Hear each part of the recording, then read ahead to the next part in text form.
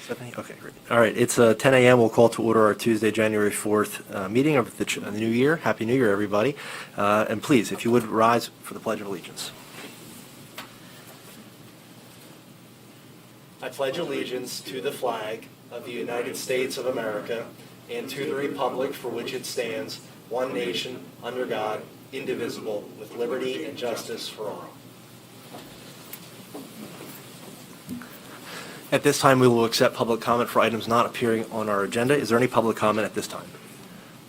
Hearing none, we'll accept public comment as each item is under consideration. Do we have any additions to our agenda today? Anything to add? Okay, seeing none, we'll move on to our meeting minutes. Is there a motion to approve those minutes? Motion to approve the minutes from the Board of Commissioners meeting. Second. It's been moved and seconded. Any final discussion? Hearing none, all in favor say aye. Aye. Motion is carried. Okay, we'll head into our contracts, and we have one actual resolution, and we'll turn it over to Margaret for this. Okay. This is a resolution that authorizes the county administrator to execute financial documents on behalf of the Board of Commissioners. This is the process that we've had in place for the last 2 calendar years. This would be the 3rd calendar year, I believe. And the provision states that only documents can be approved that have been also included in the budget document, which means the Board of Commissioners has approved the action, and then this would just be the second step, the execution of the contract. So it is the same as last year with the exception of changing the amount of the contract to, or the financial transaction to $15,000 from $10,000. That is a different amount. Thank you, Margaret. And we also have the provision where if there is an emergency expenditure that needs to be made, we can use contingency operating funds, and then at the next meeting, that would be something that the administrator would report on, having expended those, and that just allows us, especially in the situation we're in with the pandemic, if we would need any expenditures. Also, we have sometimes mechanical issues, HVAC system goes down, and that just allows us to get things going. They may not be budgeted, but certainly necessary to keeping people warm in this climate, or cool in when things heat up. So we look for any other discussion or comments on resolution number 1. Okay, all right. We'll look for a motion then. Motion to add resolution number 1 of 2022 to next week's consent agenda. Moved and seconded. Any final discussion? Hearing none, all in favor say aye. Aye. The motion is carried. Okay. This time we'll welcome up Natalie, and we will discuss 3 adult service items. Hi, Natalie. Good morning. So the first item is a contract renewal with Central Pennsylvania Community Action to be an application hub for the ERAP program. The contract total is a per diem rate of $50 per 30 minutes of service.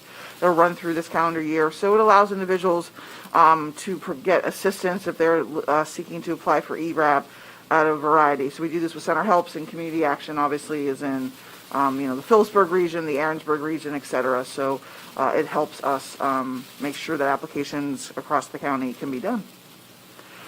The second contract is an addendum with Housing Transitions. So we are increasing their allocation, $111,829.96.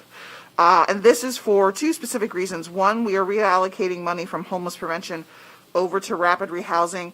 And that's primarily because some of the line items that you're allowed to pay for under rapid rehousing and homeless prevention, we needed to clarify, and so we've been able to do that, and it'll help us be able to spend some of that money. So some of the financial assistance, security deposit, application fees, things like that, if we take it from rapid rehousing, we can pay for those.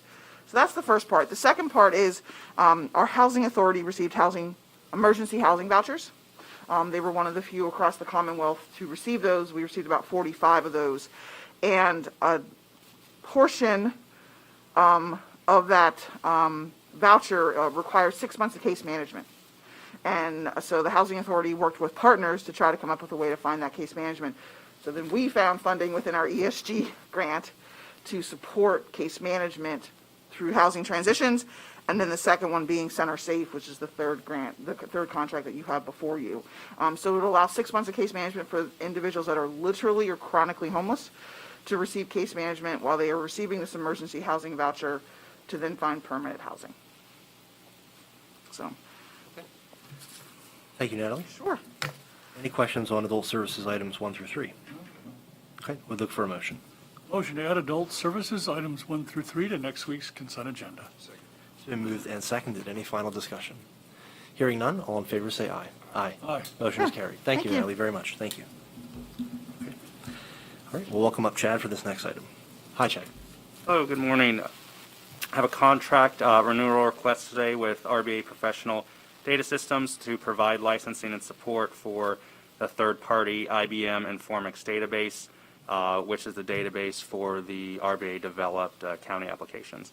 Contract is for 1 year, January 1st to December 31st of 2022, for $34,816.40. Okay, thank you, Chad. Any other questions or comments? Okay, hearing none, is there a motion? Motion to add the agreement with RBA Professional Data Systems to next week's consent agenda. It's been moved and seconded. All those in favor say aye. Aye. Motion is carried. Thank you, Chad. Thanks. Okay, we'll next welcome up Jeff Warren and turn it over to him. Hi, Jeff. Good morning, everyone. I would ask the board to approve, and I'll remind you that 2 weeks ago, you asked me if it needed approved today. This is the one that needs approved with the 2-week deadline that PEMA gave us. And this is a special opportunity for the hazard mitigation grant program, and it's going to be a collaborative effort, as always, between the planning office and EMA, and there'll be many other county offices that provide data and statistics for this plan. This opportunity is made available by special funding through the COVID Federal Disaster Declaration. And the last plan, the county had to pay 25%.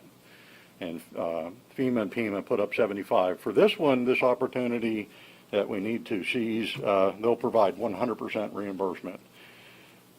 I want to note that the actual estimated amount raised to 105 from 100,000, and that would be 78,750 federal and 26,250 state.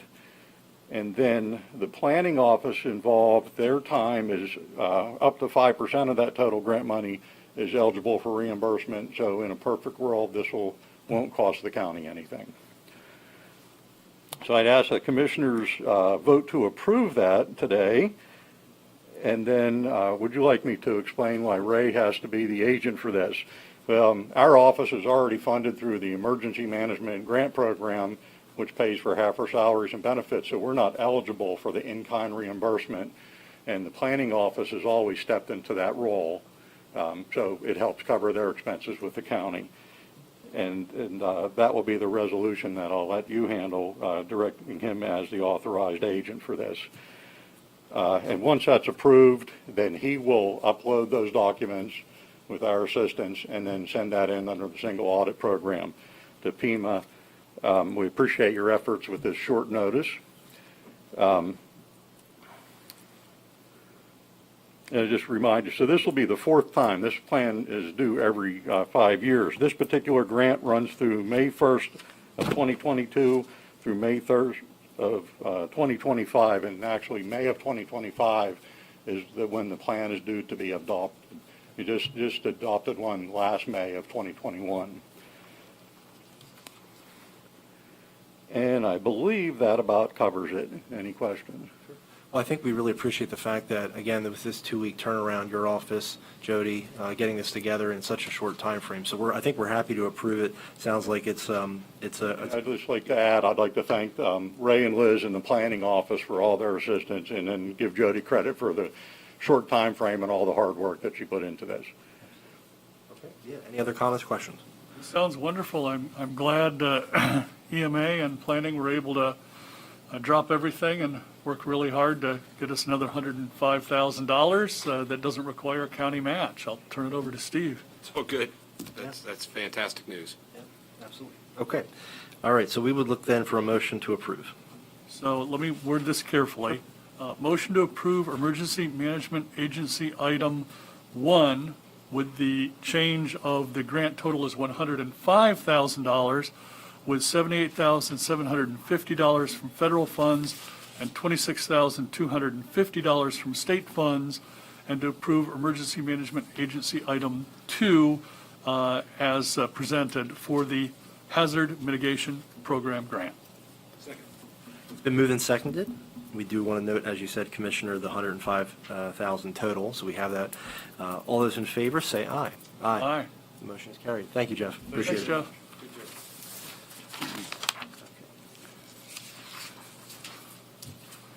All right, we have no discussion items, and for the check run, we do not have one today, correct? I don't have a check run. Okay, yeah, no check run. Letter of support, none there, and we'll look for a voter registration report, I think, at We this do time. have one of those this morning. Okay, all right. We have 105,117 registered voters in Center County as of this morning. That's down 31 from last report. And the highlight reel, the Democratic Party has 44,093 registrants. The Green Party, 147. The Libertarians have 673. The non-affiliated, 14,148. And the Republicans are 42,184. Which, when you add the 3,872 all others, you get the total of 105,117. And the feature party of the day is the None of Your Business Party. There is one None of Your Business Party there's one registrant in Center County, and I hate to be the bearer of bad news, but it is our business, and we keep track of that, That's so right. we know that there's one None of Your Business Party members. So, the feature precinct of the week is precinct number 50, which is Ferguson Northeast 2, Ward 3. They vote at the Rivet at the Discovery Space in State College. And total registration in precinct 50 in the last election was 1,204. There were 301 ballots cast, which led to a percentage turnout of exactly 25%. That was exactly 25%. Wow. So there you go. There's not even any margin there. It's all straight 25%. And the folks that made precinct 50 work, Peggy Van Meter was the judge of elections. The minority inspector was Thomas Avery Ludwig. The majority inspector is Michael Radis, and the clerks were Shreve Cox. Shrive Cox? Well, Shrive Cox, we want to thank her, and Betty Harper and Dora Hunter. And again, thanks to the Rivet for allowing us to use their space again. So, there you have it. Okay, thank you, Commissioner. All right, and just to jump back, just so that we just want to double check on the check run. Do we have a check run and we just didn't have the amount today, or should we look to take action potentially on a Thursday for this? So we do not have a We check do run not. Okay. today because Okay. this is the cutover between the end of fiscal year 2021 and the beginning of 2022. So I see, okay. one was not run during this transition period, so I don't think there's one for Thursday. So Okay, just wanted to double check That's the before we. reason why. Okay, sounds good. Thank you, Kind of Margaret. in that dark zone right now, you know, Limbo, yeah. Yeah. from one to the other. All right, thank you, just wanted to make sure. Okay, all right, so we do want to announce on an upcoming Monday, January 17th, we will be closed for, in observance of Martin Luther King Jr. Day. Do we have any executive sessions to report?